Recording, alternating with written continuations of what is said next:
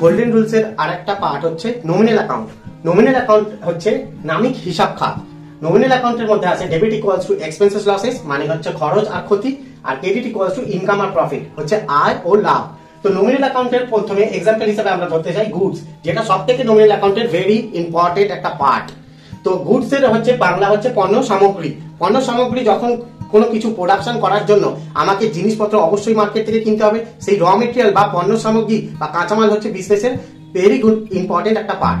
তো যখন আমি কোনো যদি সসের কারখানা হয়, তো তার যে প্রোডাকশন তার জন্য লাগবে টমেটো, কুমড়ো, এই সমস্ত কিছু, বা চিপসের কারখানা হলে লাগবে আলু। তো সেই আলুটা হচ্ছে র মেটেরিয়াল বা কাঁচামাল, সেইটাই হচ্ছে পণ্য সামগ্রী। তো পণ্য সামগ্রীর মধ্যে আসছে প্রথমে পারচেস অথবা ব্রড অথবা ইম্পোর্ট গুডস। যদি আমি লোকাল মার্কেট অথবা দেশের মধ্যে কিনি তাকে পারচেস গুডস অথবা ব্রড গুডস বলবো, আর যদি দেশের বাইরে থেকে কিনি তাহলে তাকে ইম্পোর্ট গুডস বলবো। এটা হচ্ছে একটা এক্সপেন্স, মানে হচ্ছে খরচ। আর সেল করবো যখন, পণ্য সামগ্রী যখন তৈরি হয়ে যাবে, প্রোডাক্টটা ফিনিশড হয়ে যাবে, তৈরি হয়ে গেলে তখন সেটাকে আমাকে মার্কেটে বিক্রি করতে হবে, তখন তাকে বলবো সেলস, সোল্ড, অথবা যদি দেশের বাইরে বিক্রি করি তাকে বলবো এক্সপোর্ট গুডস। তো এক্সপোর্ট হলে তখন হবে আমার ইনকাম, বা সেল হলে হবে আমার ইনকাম। এরপরে কিছু এক্সাম্পল আমি তুলে ধরেছি তোমাদের সামনে। তো এক নম্বরে লিখেছি কি, purchase goods for cash, bank or credit. Bracket লেখা আছে রাম, কোন একটা নাম দেওয়া থাকবে, এক্স ওয়াই জেড, বা রাম, শ্যাম, যদু, বা রহিম, আকবর, কোন একটা নাম দেওয়া থাকবে। যদি পারচেজ গুডস করি ফর ক্যাশে করি তাহলে কি জানা হবে, তো পারচেজ গুডস হচ্ছে এখানে একটা এক্সপেন্স। পারচেজ গুডস হচ্ছে আমার এক্সপেন্স, পারচেজ করলে আমার কাছে পণ্য সামগ্রীটা আসবে। আর আমরা দেখেছি রিয়েল অ্যাকাউন্টে ক্যাশ অথবা ব্যাংক যদি গোজ আউট হয় তাহলে সেটা হবে ক্রেডিট।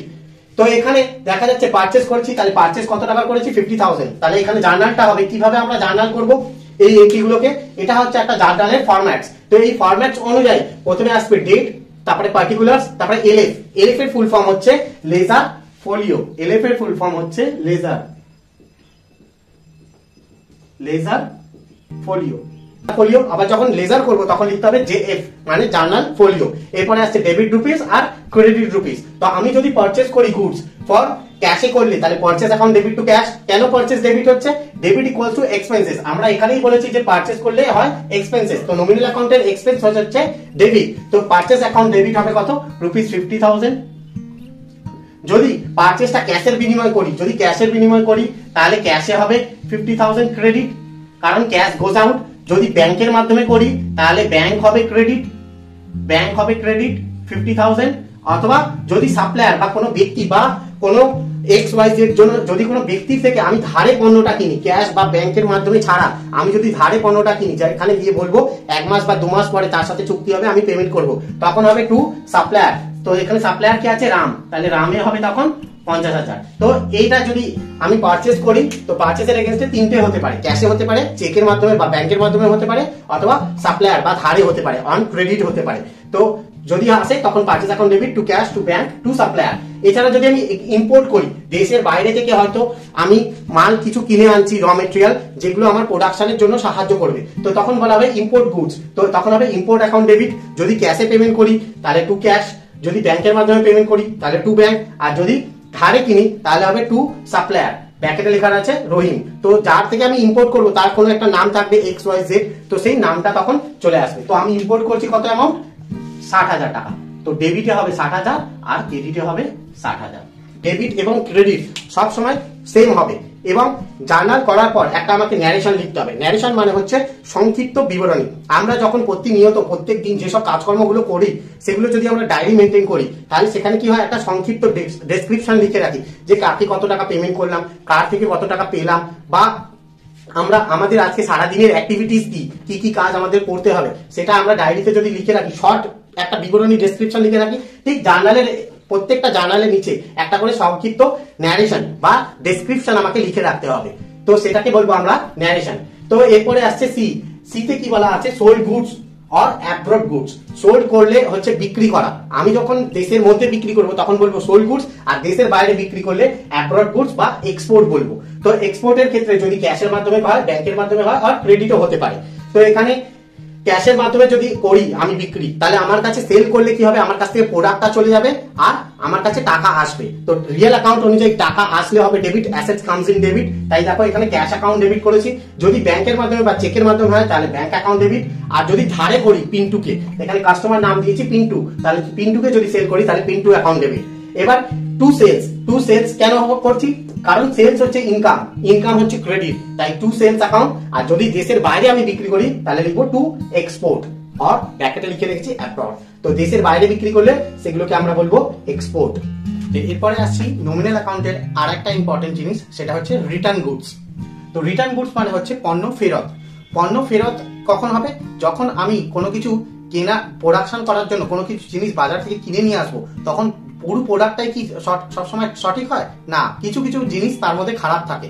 তখন কি করি আমরা, সেই মালটাকে ফেরত করে দিই। তো যখন আমি মাল কিনে নিয়ে এসে ফেরত করব তখন বলবো পারচেজ রিটার্ন অথবা রিটার্ন আউটওয়ার্ড।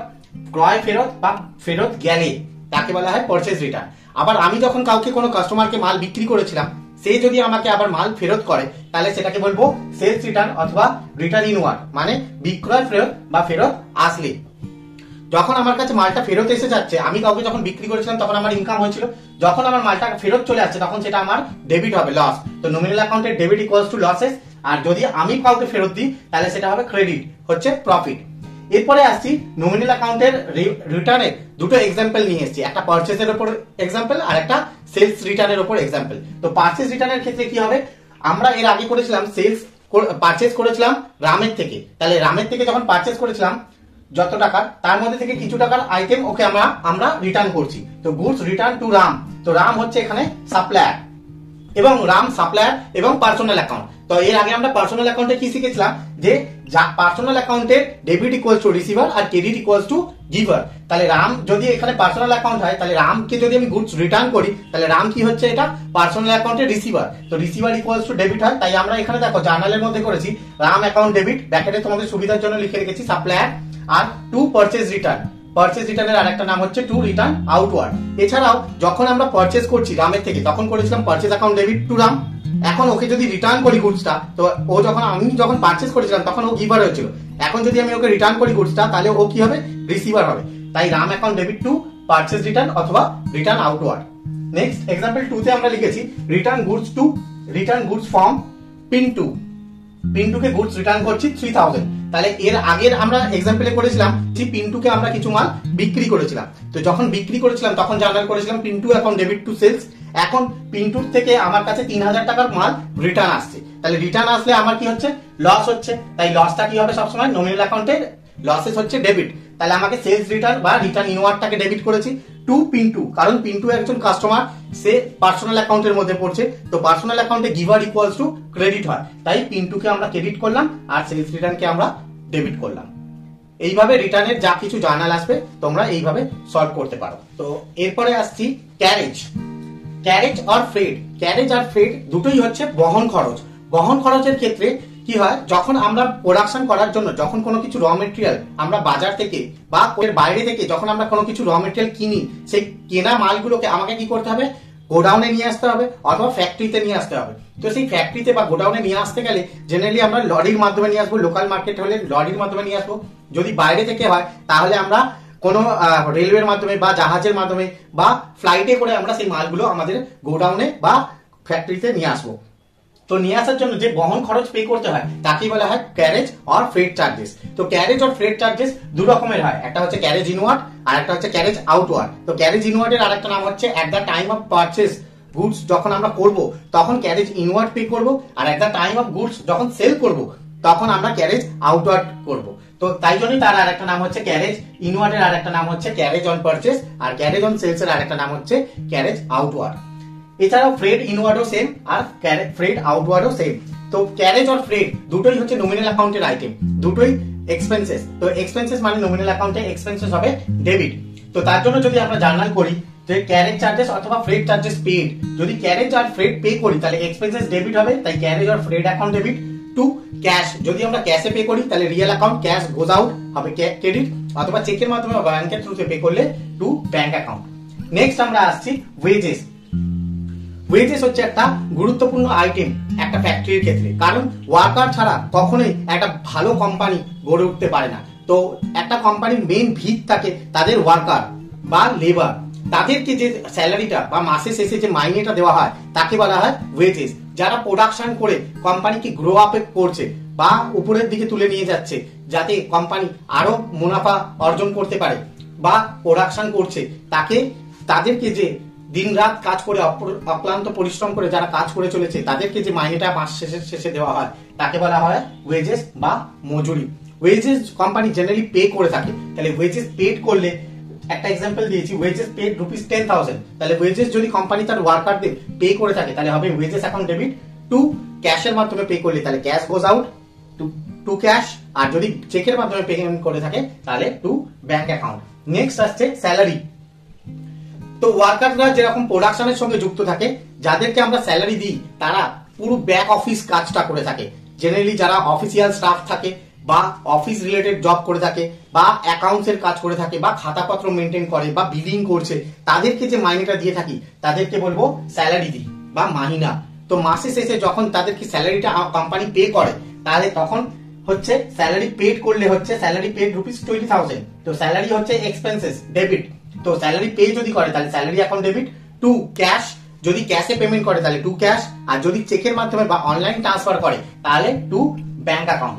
এছাড়াও স্যালারি যদি কোম্পানি পে করে, কোম্পানির যারা স্টাফ আছে তারা যখন স্যালারিটা রিসিভ করবে, বা যদি অন্য কোনো কোম্পানি যারা সার্ভিস প্রোভাইড করে তারা যখন স্যালারিটা রিসিভ করবে, তাদের ক্ষেত্রে জানাল হবে সেটা তখন ইনকাম। তো নমিনাল অ্যাকাউন্টে ইনকাম হচ্ছে স্যালারি রিসিভ করলে ইনকাম হবে ক্রেডিট। তাই করেছি cash or bank account debit to salary receive, কারণ জেনারেলি ক্যাশের মাধ্যমে বা চেকের মাধ্যমে বা ব্যাংকের থ্রুতে স্যালারি রিসিভ হয়, তাই cash or bank account debit to salary receive purchase.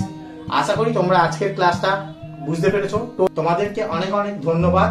তোমরা আমার ভিডিওটা অনেক বেশি ওয়াচ করছো, দেখছো এবং তার মাধ্যমে অনেক কিছু শিখতে পারছো।